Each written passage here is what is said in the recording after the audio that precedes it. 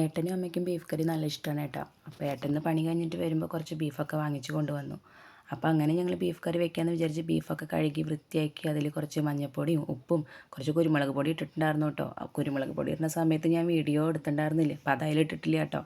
അപ്പോൾ അങ്ങനെ അതൊക്കെ വേവിച്ചു. പിന്നെയുള്ള കാര്യങ്ങൾ ഷടപെടാന്ന് എങ്ങനെയായിരുന്നു, ചീഞ്ചട്ടി വെച്ച് കൊടുത്തു, അതിൽ കുറച്ച് ഓയിൽ ഒഴിച്ച് കൊടുത്തു കേട്ടോ.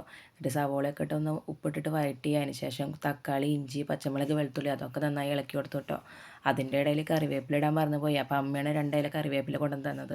അപ്പോൾ ഞാൻ അതിലേക്ക് ഇട്ട് കൊടുത്ത് നന്നായി ഇളക്കിയ ശേഷം കുറച്ച് മല്ലിപ്പൊടിയും മുളക് പൊടിയും ഗരം മസാല അങ്ങനെയുള്ള കുറച്ച് മസാലയൊക്കെ ഇട്ട് നന്നായി വഴറ്റിയെടുത്തു കേട്ടോ.